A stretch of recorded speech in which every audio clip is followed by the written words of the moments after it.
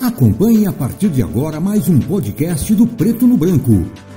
Programa de hoje, Seu Direito em Análise, com a condução da jornalista Juliette Manfrim.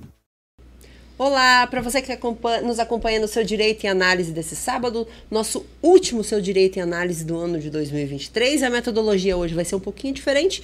Não temos questionamentos do nosso público, afinal de contas a gente juntou uma série de dúvidas sobre direito, sobre legislação e sobre docência na área do direito também, e como as leis são criadas. E quem vem conversar hoje com a gente é a professora, a doutora, a vereadora, uma pessoa extremamente combativa, no bom sentido, é claro, muito antenada às legislações, às questões de legislações. Vamos falar sobre legislação municipal. Beth Leal, seja bem-vinda ao Seu Direito e Análise desse sábado, o último de 2023. Eu que agradeço, eu fico muito feliz de ter recebido o convite para estar com você aqui nesse programa que faz realmente a gente refletir sobre muitas questões, especialmente relacionadas ao direito, né, e tendo a oportunidade de falar um pouco aqui com os teus seguidores, né? Eu sei que é muita gente que acompanha o teu programa, o teu trabalho, e falar sobre essa questão específica do direito, nos vários sentidos, né? Você falou do que a gente vai fazer, o apanhado, então me dá assim, uma alegria muito grande de estar aqui contigo, né? Encerrando esse ano de trabalho, que com certeza nos deixará muita saudade em relação a muitas questões, mas também nos traz muitos desafios para o próximo ano, né? Então, muito obrigada mais uma vez pelo convite. Imagina, eu que agradeço mais uma vez ter aceito o nosso convite. Antes da gente começar com algumas dúvidas muito específicas, como é que foi o seu ano? Vamos falar do legislativo, né? Como é que foi o seu ano legislativo em 2023? Olha, o ano legislativo foi um ano muito intenso, né? Nós tivemos uma pauta de votações muito grande, com temas muito importantes, né, para a nossa cidade de Cascavel e também para o meu mandato, né, dentro daquilo que eu me programei, me preparei para desenvolver ao longo desses 4 anos. Já estamos terminando o 3º ano. Sim. Né, então, muita coisa foi possível fazer, muitos desafios, muitos projetos nós tivemos que analisar ao longo desse ano. Então, foi um ano muito intenso na Câmara, muitas sessões, com temas bem polêmicos em algumas situações. Nós tivemos aquela questão envolvendo, por exemplo, a ampliação, né, do espaço geográfico, ou seja, do plano diretor de Cascavel, que trouxe uma discussão bastante grande, uma certa algumas contradições em relação, né, até à própria pessoa que estava pleiteando, né, essa ampliação, um dos que estavam pleiteando, e a gente teve até que, em certo momento, se posicionar de forma um pouco mais contundente, no sentido de estarem querendo envolver os nomes, né, dos vereadores, de uma forma geral, como se estivéssemos sendo comprados, né, para a votação, e eu tive que me posicionar naquele momento. Questão relacionada à mulher, né, também apresentando projetos, cobrando que os que já existem sejam cumpridos, porque é um grande problema, e acho que você sabe muito bem, assim como a população, que nós temos um volume muito grande de leis. Mas o grande problema desse volume grande é que muitas não servem para nada. Exato. Muitas que servem não são cumpridas, né, e aí a gente fica cobrando e a população esperando um resultado dessas leis que são aprovadas. E aí, claro, compete a nós, o Legislativo, gestionarmos, cobrarmos, fiscalizarmos o cumprimento dessas leis. E isso a gente também teve a oportunidade de fazer esse ano. Tem algumas que ainda não saíram do papel. Nós temos, por exemplo, voltado especialmente à questão da mulher, a lei que determina que seja fixado nos estabelecimentos comerciais uma placa com os telefones, né, de atendimento a questões de violência, né, de agressão contra a mulher. Até agora não saiu do papel, ou seja, ainda não existe essas placas instaladas nos estabelecimentos. Claro que precisa de um trabalho junto aos próprios estabelecimentos para que isso aconteça, mas é uma lei que foi aprovada, foi discutida, a população participou, e então a gente tem que atender essas demandas, porque gera expectativa na população. Sem né? dúvida. Então, tivemos outra, não digo uma luta, mas assim, pleiteamos bastante que nós pudéssemos apresentar a lei da criação do Conselho Municipal da Igualdade Racial, Cascavel ainda não tem, né? Nós ainda não temos o Conselho Municipal de Igualdade Racial. Conseguimos que o Executivo mandasse essa lei para a Câmara. Ele deve ser votado na última sessão do ano, que é a sessão extraordinária que vai acontecer, que aconteceu, na verdade, né? Em relação à igualdade racial em Cascavel. Então, a gente está demandando essas questões que são de interesse da população, né? E que vão trazer, de certa forma, a possibilidade de criarmos novas políticas públicas para toda a população, buscando essa questão da igualdade, da cidadania, do respeito ao cidadão. Bom, na sua resposta, eu já gostaria de entrar num questionamento. Logo que a gente começou a gravar o Seu Direito em Análise nesse ano, surgindo os questionamentos mais ou menos da seguinte forma: por que os advogados criam tantas leis para serem cumpridas? Em primeiro lugar, são os advogados que criam leis? Não, não são os advogados que criam. São os advogados quando eles são eleitos, né? Quando eles fazem parte do legislativo. Como é o caso, por exemplo, aqui na Câmara de Cascavel, nós temos o doutor Lauri, né, que é advogado e está fazendo lei, mas não por ser advogado, por ser vereador. Então, quem cria as leis é o Poder Legislativo. Então, em nível municipal, a Câmara Municipal de Vereadores é que tem essa competência, né, tanto de analisar e votar os projetos de leis que são enviados pelo Executivo, aqueles que são de competência do Executivo, mas a grande maioria das leis são criadas na Câmara, na Assembleia Legislativa e no Congresso Nacional. Então, existe um equívoco aí dizer que são os advogados que criam leis, até Exatamente. Porque, se nós formos ver o número dentre os vereadores de Cascavel, né, só 2 ou 3 são advogados. Os demais não são advogados. Então, tem outras profissões, tem, no caso, a professora Lina, que é só professora, no sentido da atividade profissional. Então, não são os advogados, né? São os legisladores. O que está faltando, então? Porque muitas vezes as pessoas pensam, mas são leis complicadas, são leis difíceis de ser cumpridas, e os advogados estão complicando. Não, o que está precisando muitas vezes, e eu vejo que essa é uma necessidade não só aqui em Cascavel, mas no estado do Paraná, no Brasil como um todo, é a qualificação desses legisladores, é a preparação desses legisladores para propor projetos de leis que sejam viáveis, que sejam factíveis de serem cumpridos, né, e que não sejam simplesmente por apresentar projeto de lei, porque tem muitos projetos que são criados simplesmente para cumprir cota. Né, vamos falar que tenho que atingir uma meta, então eu vou apresentar 10, 20, 100 projetos por ano, mas e esses projetos são viáveis? Né? Vai resultar em alguma coisa concreta? E isso a gente vê não só aqui, em outros lugares, né? Eu tive a oportunidade de estar em Brasília e acompanhando algumas discussões nas comissões lá, porque eu fiz questão de ficar os 3 dias que eu estive lá, acompanhando o trabalho, né, do deputado Diego Garcia, que eu estive visitando especialmente, mas das comissões, da Comissão de Educação, da Comissão de Saúde, da Comissão da Pessoa com Deficiência, né, da Comissão de Esportes, e vendo o que eles estavam discutindo. E lá a gente vê que tem alguns projetos também que são simplesmente para dizer, a gente apresentou um projeto, eu protocolei, né, foi para a comissão, mas aí vai para a comissão discute, alguns dizem, não é viável, né, não tem como aprovar. Não, mas vamos aprovar, porque fulano que apresentou, e aí você vê que isso vai acontecendo. Então, isso acontece nos 3 níveis, né, Ju? Uma conversa que a gente teve um pouquinho antes, nos bastidores, da questão do óbvio, às vezes é tão óbvio que ele precisa ser dito. Muitas vezes os nossos internautas, eles encaminham também questionamentos para a gente relacionados à área do direito, mas visivelmente eles têm uma certa apatia ou um repulso com relação à política. Hoje, a gente consegue conceber direito sem a política? Não, eu digo que a gente não faz nada sem política. Exatamente. A nossa vida é um exercício político diário, né? Desde o momento em que eu me relaciono no mercado onde eu trabalho, no local onde eu trabalho, na comunidade onde eu vivo, dentro da minha casa mesmo, né? Quem tem uma família grande tem que fazer uma política danada para conciliar, né, todos que estão ali. Então, hoje tudo tem política, e o direito também, né? Mesmo, por exemplo, se eu tenho um excelente projeto e eu quero que esse projeto seja aprovado, eu preciso fazer articulações políticas de convencimento, de diálogo, né? Porque a política se faz no diálogo, né? Que é apresentando as vantagens, mostrando quais os benefícios, por que é viável ou não, e tudo isso é um movimento político.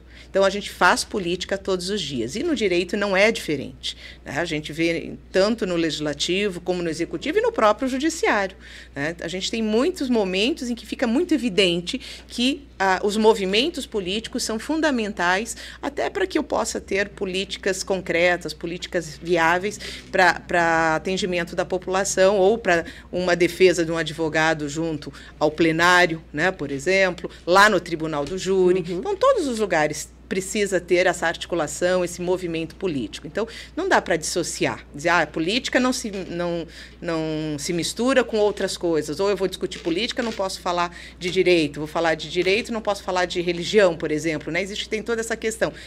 Alguns temas não se discute, não. Tem que se discutir, sim, todos os temas. Por quê? Porque todos eles perpassam pela política. É que existe também uma diferença entre o debate, discussão e o embate, aquele embate que não agrega, aquele embate que... E a gente continua vivendo isso, né, no Brasil ainda, com lados muito radicalizados e talvez tendendo a puxar alguns lados puxando para extremos da política que acabam refletindo no direito. Muito se discute sobre, vamos mudar regras para o STF, vamos mudar regras para isso, para aquilo.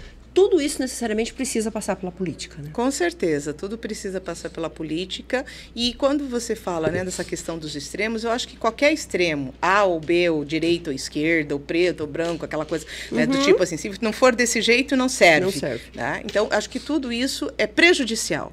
Eu não consigo visualizar um resultado positivo quando as pessoas se posicionam de tal forma que não permite, pelo menos, ouvir o outro lado, discutir, né, conhecer os argumentos, analisar os prós e os contras. Eu me coloco numa posição de que a minha verdade é a única que existe. E quando eu me coloco nesse posicionamento de que minha verdade é a única que existe, que o outro está errado, eu estou sempre certo e o outro está errado, eu crio uma barreira, né, para o meu próprio crescimento. E isso significa dizer que todo o meu posicionamento ele vai ser uma barreira para o desenvolvimento onde eu esteja envolvido, a sociedade, a comunidade onde eu esteja. Então, eu sempre busquei o diálogo, eu acho que o diálogo é o melhor caminho.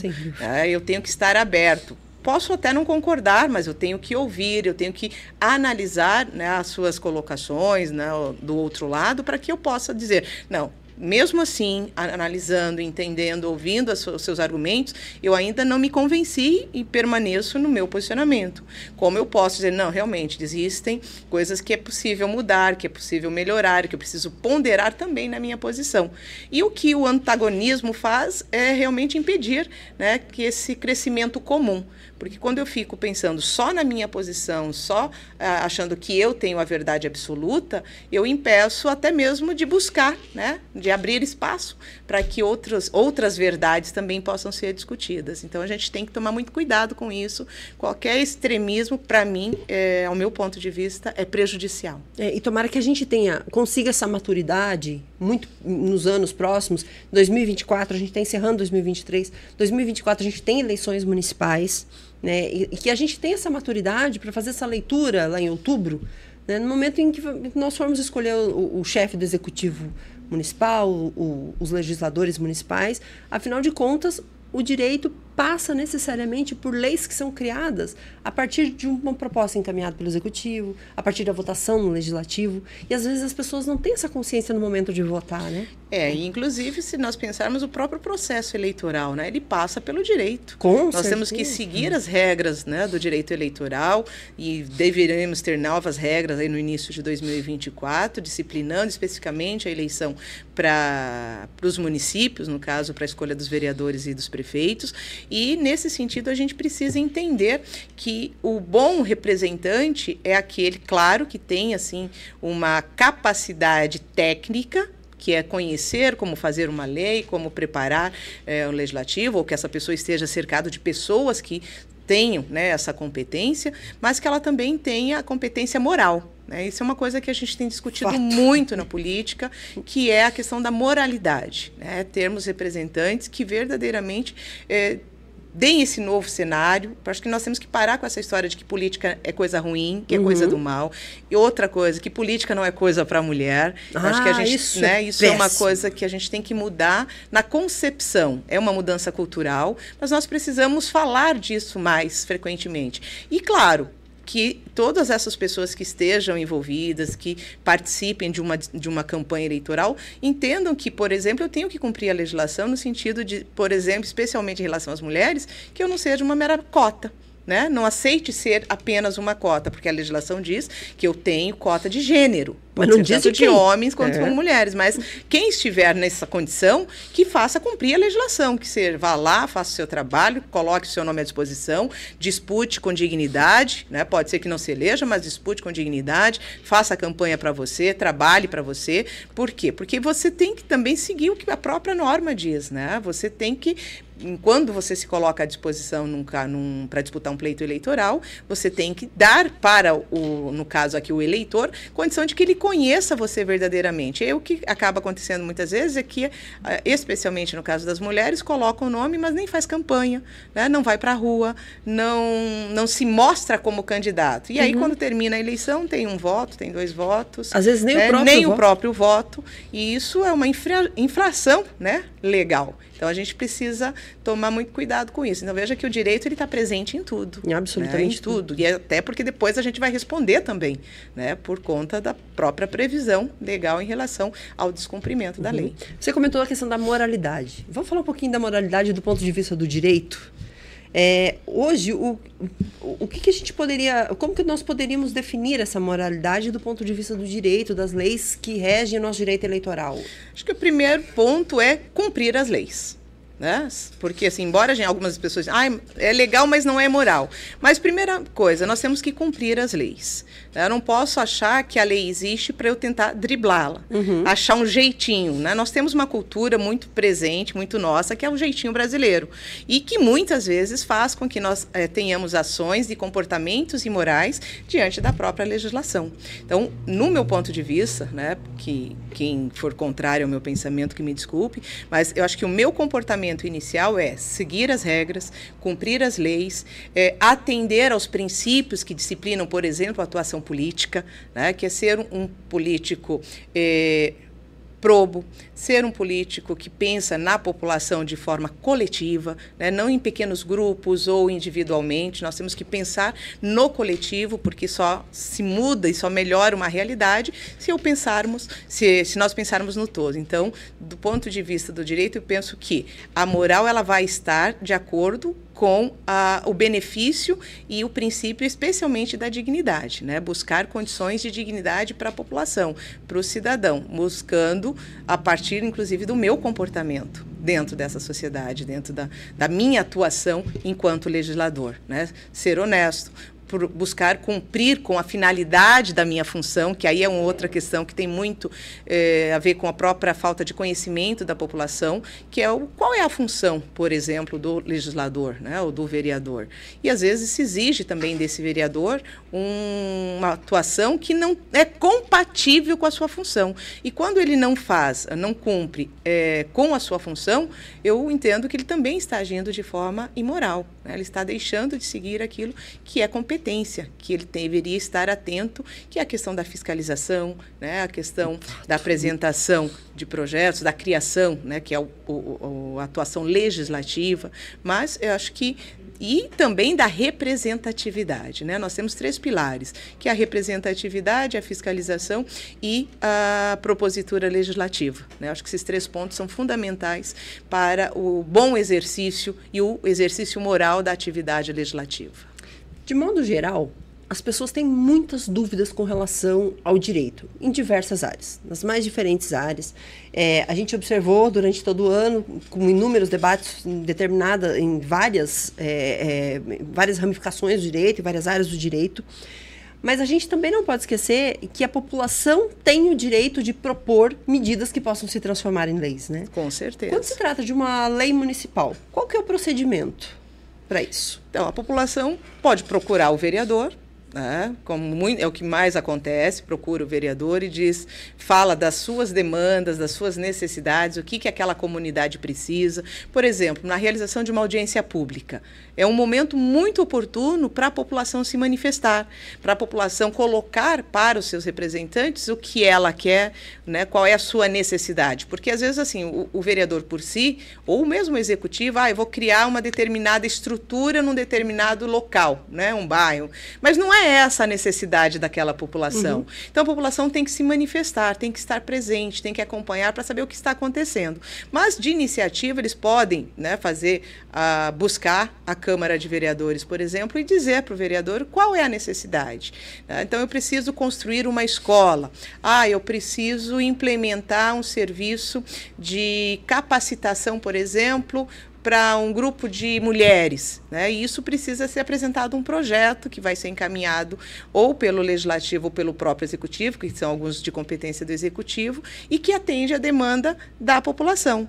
Então, a partir daí, você acaba atendendo uma demanda que parte diretamente da população. E ainda tem os projetos de iniciativa popular, né, que aí eles vão se manifestar, vão se organizar, vão fazer, né, coletar assinaturas, né, vão fazer, manifestar ali o que eles querem, qual é a necessidade que eles estão evidenciando, e vão fazer o protocolo, né, junto à Câmara Municipal de Cascavel, da Câmara Municipal, né, dizendo qual é, e a partir daí, esse projeto vai também ser analisado, vai passar pelas comissões para ser verificado e depois, posteriormente, discutido no plenário. Então, eu sempre digo que a participação da população é fundamental, Ju, para que as coisas aconteçam em favor da população, em atendimento à população. Nós tivemos essa semana, você deve ter acompanhado especialmente, uma grande mobilização que envolveu, né, os advogados, envolveu a OAB e envolveu, por exemplo, os servidores municipais, que, diante dessa mobilização, houve um recuo, né, do Executivo, que chegou a retirar um projeto que estava para ser discutido, né, para ser votado. Então, você vê, quando existe essa mobilização popular, as coisas acontecem de uma forma diferente. Então, eu sempre tenho falado, e fiz questão de ressaltar nessa sessão especificamente, que a força popular pode mudar o mundo. Pode mudar uma realidade de uma cidade, de uma comunidade. Por quê? Porque a partir do momento em que existe essa manifestação e essa mobilização, o poder público, né, ou o agente político, ele olha de uma forma diferente. Opa, não vou fazer do jeito que eu quero. Tem gente de olho acompanhando e dizendo o que é que precisa verdadeiramente. Então, essa mobilização popular é muito importante para que a gente faça com que as coisas aconteçam em favor e ao encontro daquilo que a população precisa. Exatamente. A gente fala de um ambiente municipal, mas a gente reforça que sim, numa esfera estadual, ela na Assembleia Legislativa, ela na Câmara dos Deputados, lá em Brasília, quando a gente fala de leis federais. Isso. E o direito, ele é orgânico e dinâmico. A população precisa estar envolvida com ele, sempre. Né? É interessante quando você fala sobre a questão do direito orgânico e dinâmico, porque o direito, ele acontece a partir da mobilização popular, da mudança da sociedade. Primeiro as coisas acontecem, né, as mudanças de comportamento, as mudanças culturais na sociedade, e o direito vem daí para regularizar, né, para tentar trazer, especificar melhor como isso vai acontecer de forma legal dentro da sociedade. Então, o direito está sempre se modificando. E ele se modifica em função dessa movimentação da sociedade, porque a sociedade também não é estática. Exatamente. Né? Então, essa mobilização, essa movimentação da sociedade leva com que o direito também esteja antenado. E aí, claro, quem está atrás ou está ali no espaço para fazer com que esse direito seja criado é o legislativo especificamente. Por quê? Porque o conjunto de leis, o arcabouço jurídico, como a gente chama, é criado dentro das casas legislativas, né, independente da esfera.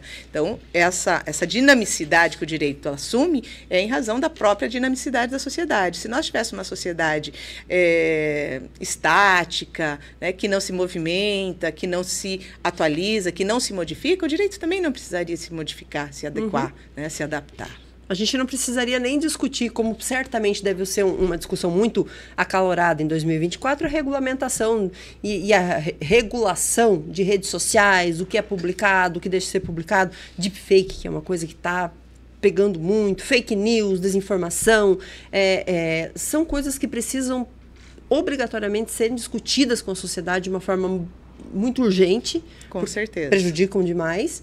E é uma prova de que o direito precisa vir também para acolher essas questões. Sim, se a gente pensar que 10, 15 anos atrás, vamos pensar, a gente não tinha a utilização como a gente tem hoje do celular, Né? Telefone era para fazer chamada. Exatamente. Né? Hoje nós temos um instrumento de comunicação que serve para tudo. Né? Da fotografia, o que menos a gente faz no celular é fazer ligação, né? Porque ninguém mais liga para ninguém. É mensagem do WhatsApp, o Telegram, todas essas redes que nos oportunizam a comunicação. Então, a gente precisa também se atualizar e o direito precisa acompanhar, né, essa mudança, essas novas tecnologias, essas novas ferramentas que a gente tem à nossa disposição. E a tecnologia está muito rápida. Demais. Né? Hoje, a gente compra um aparelho celular, daqui 2 anos ele já está obsoleto. Total. Né? Tem a tal, inclusive, da obsolescência programada. Né? Já nasce com data prevista para deixar de funcionar, porque aí não atualiza mais, né, uma série de questões. E o direito também tem que estar preparado para isso, porque ele vai ter que regular essas situações. Né? E se ele não estiver atento, não estiver atualizado, vai deixar muitas situações fáticas, como a gente chama, descobertas. Exatamente. E não dá, porque a sociedade precisa resolver. E nós não podemos deixar também isso só a cargo do Poder Judiciário. Né? A gente que conhece o direito diz que o juiz não pode deixar de julgar uma demanda por dizer que não existe legislação regulando aquela situação. Então, para não deixar isso também a cargo do Poder Judiciário, é preciso que o Legislativo esteja, né, atento para estar atualizando isso. E tem muita discussão hoje no Congresso Nacional, especialmente, sobre essas questões. Né? O que até onde pode, onde é que você invade a liberdade, o que é privacidade hoje diante dessa exposição exagerada que nós temos. Né? Hoje não é só mais a pessoa pública que é extremamente exposta, mas você na sua casa, com a sua família, porque aí é a foto, é a reunião que vai para as redes sociais, e todo mundo começa a replicar isso. Pô, qual é o limite disso? Até onde eu estou garantindo e depois poder exigir meu direito à intimidade, por exemplo, meu direito à privacidade? Como é que o direito está regulando isso hoje? Então, toda essa questão envolve muita discussão jurídica e consequentemente, legislativa. Bom, a gente fala de um aspecto da sua atuação como vereadora, como uma pessoa pública, mas você também é professora e você está formando os futuros operadores do direito. Como é que é essa receptividade com relação à legislação, à operacionalização do direito lá no banco escolar, lá dentro da academia? Como é que você tem sentido isso e essas diferenças essas mudanças ao longo dos últimos anos? Olha, eu sou professora há mais de 20 anos, né? Tanto fui na rede pública estadual e agora na rede privada, né? No ensino superior. Eu não vou te dizer, Ju, que a gente tenha mantido o mesmo padrão, no sentido de qualidade, em razão da própria alteração e mudança do sistema. Sim. A gente tem recebido muito na faculdade, por exemplo, adolescentes que entram na faculdade, eu costumo trabalhar sempre nas séries iniciais, que vêm ainda com muita deficiência, né, com muita dificuldade. E aí vem a questão das tecnologias, que, como tudo está na palma da mão, os alunos acham que eles terão todo o tempo do mundo depois para se aprofundar, para estudar verdadeiramente, e isso às vezes não acontece, porque com esse volume e essa velocidade, as coisas passam muito rápido. Então, até mesmo na apresentação do direito para esses alunos, eu trabalho a primeira disciplina, que é a Introdução ao Estudo do Direito, e mostrar para eles a importância desse direito na nossa vida, contextualizar isso no nosso dia a dia, tem sido uma tarefa não muito fácil. Por quê? Porque, como tudo acesso é muito rápido, quando você tem que estudar o porquê das coisas, como isso iniciou, como as teorias que existem hoje em relação ao direito, como o direito se apresenta hoje, tudo isso é resultado também de um processo histórico que a gente precisa conhecer. Né? Então, por que o direito é assim hoje? Porque houve toda uma trajetória, todo um processo para que ele chegasse, inclusive, ser entendido como ciência, e como ciência, então, ele ser estudado.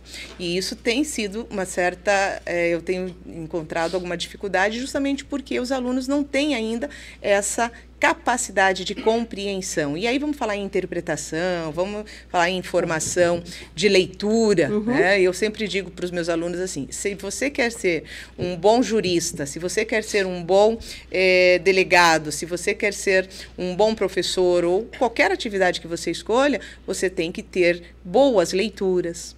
Porque é a leitura que nos forma, é ela que nos dá base para que a gente possa escrever bem, falar bem. O falar bem não é essa coisa de falar, como, né, às vezes as pessoas, não, fala bonito. Não é isso. O falar bem é falar com conteúdo, né, falar com segurança, né, com coerência. E isso a gente adquire com a leitura. Isso é uma coisa que eu sempre trouxe comigo. E eu vejo muito pouco disso nos nossos alunos. Não é culpa dos professores, né, eu sempre costumo dizer, é culpa do sistema, que hoje, por exemplo, não permite mais a reprovação daquele aluno que não está qualificado, daquele que não atingiu o mínimo, né, para ser aprovado, por exemplo.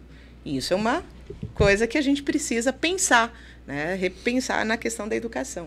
Beth, então para que a gente possa caminhar para a nossa reta final desse nosso bate-papo muito esclarecedor sobre legislação, sobre direito, sobre academia, sobre vida pública. Em 2024 nós teremos eleições novamente. A gente vai eleger vereadores, a gente vai eleger prefeito e vice. São eleições extremamente importantes porque são nos municípios que a vida realmente acontece, né? A gente ainda tem um número muito pequeno de mulheres representando, são mulheres de extrema qualidade e muito preparadas. Você é a professora Lilian, mas a gente também precisa de mais mulheres no legislativo, né? Com certeza. A gente está preparado para isso?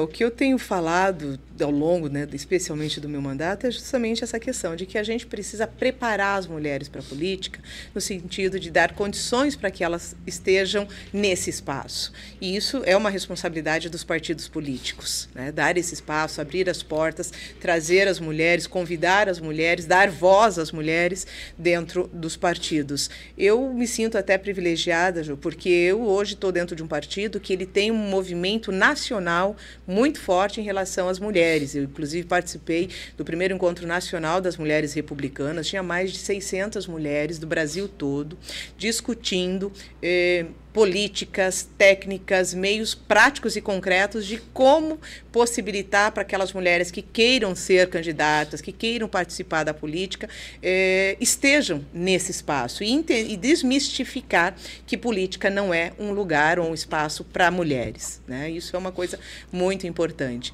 Eu tenho sempre que posso feito o convite para que as mulheres venham conhecer o nosso partido, mas se não o nosso, que venham conhecer os partidos, procure se informar como participar da política, se filiando a um partido. O fato de você se filiar não significa que você tem que ser candidato, mas você começa a se envolver mais com a vida política, e isso é importante. Então, nós precisamos aumentar o número de representatividade feminina, até porque nós temos um número de eleitoras é maior que o número de eleitores, o número de mulheres é maior que o número de homens, né? Pensando na população, resultado aí do IBGE. A gente precisa também melhorar a nossa representatividade. Nós não podemos permitir, por exemplo, que Cascavel retroceda nesse aspecto da representatividade feminina. A gente passou 20 anos praticamente sem nenhuma mulher, né, eleita na Câmara Municipal de Cascavel. Então, eu sempre reforço o convite, tenho feito algumas reuniões, fiz uma há poucos dias, 35 mulheres, para falar da importância da participação delas na política de alguma forma. Se não na linha de frente, mas nos bastidores, nas reuniões, nas conversas, na formação de liderança. É muito importante, então, que elas estejam envolvidas para que a gente continue caminhando e avançando nessa batalha que é abrir, né, esse espaço para as mulheres e garantir que esse espaço permaneça, porque a gente não pode estar num caminho de ida e volta, porque você avança 2 e depois volta 3, porque digamos que na próxima legislatura a gente não consiga eleger nenhuma mulher em Cascavel. É um retrocesso a gente pensar dentro da luta que a gente vem fazendo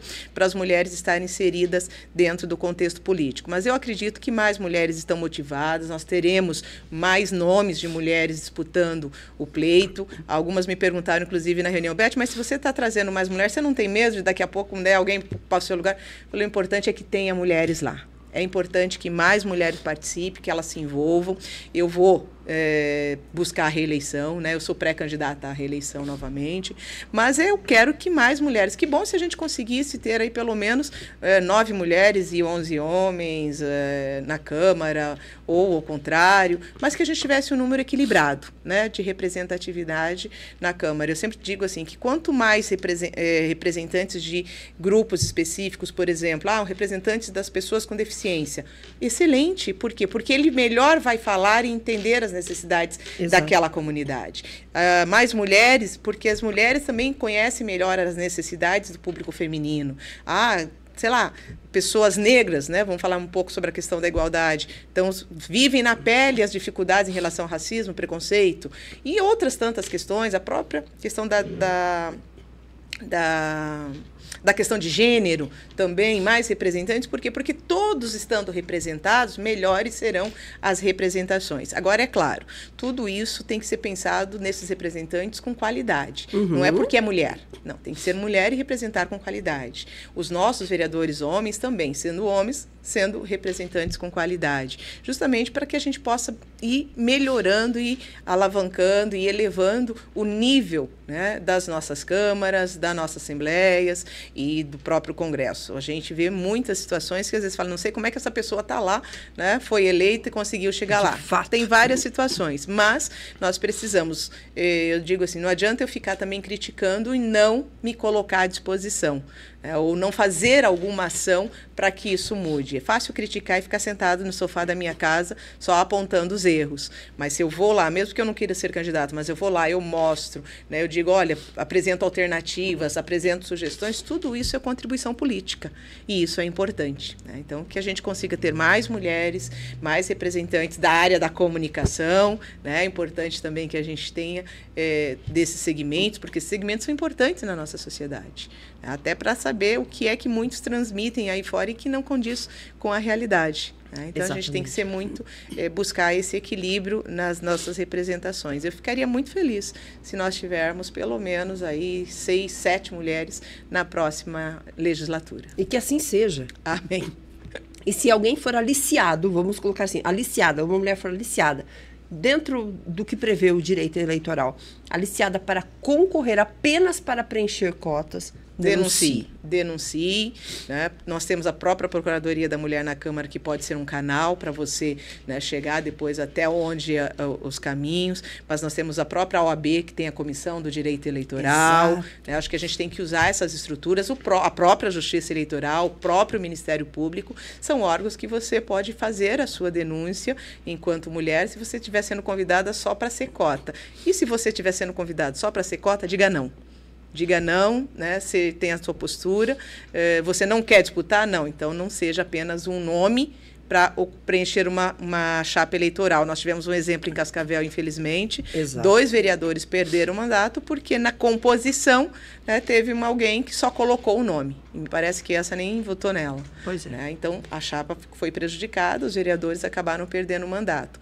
Isso é muito ruim, porque continua gerando uma descredibilidade para a política. E não é isso que a gente quer. A gente quer muito pelo contrário, que as pessoas comecem a acreditar. Alguns falam que eu sou meio sonhadora, viu, Júlia? Porque, Beth, isso nunca vai mudar. Gente, se eu acreditar ou se eu pensar que nunca vai mudar, então eu vou parar de me movimentar em favor dessa mudança. Né? Porque se não vai mudar mesmo, não, eu tenho que acreditar e tenho que movimentar para que essa mudança realmente aconteça. E nós estamos aqui para promover essa mudança e que seja assim, com equilíbrio, com decência, com coerência e, acima de tudo, com honestidade. Com certeza, e com muito respeito ao direito, né? Com o direito certeza. Que está aí para nos dar o norte, balizar as nossas ações, até que a gente saiba que se a gente deixa de cumprir, se a gente não agir em conformidade, né, a gente vai ser responsabilizado. Exato. E essa responsabilização tem que acontecer. Eu acho que tem que acontecer. As pessoas têm que continuar tendo medo da ação, não é repressora, mas da ação de correção, né, de responsabilização que o Estado tem direito de exigir daquele que descumpre a norma. Né? Tanto por isso que o direito penal é um direito público, né? Só o Estado pode agir exigindo o seu cumprimento e a sua aplicação. Mas isso em todos os demais ramos do direito. Nós devemos seguir a legislação, cumprir e agir em conformidade com o que a lei disciplina, porque até então, que se prove o contrário, é o melhor mecanismo que nós temos de regulação das relações na nossa sociedade. Exato. Beth, eu gostaria de agradecer imensamente você ter aceito o nosso convite.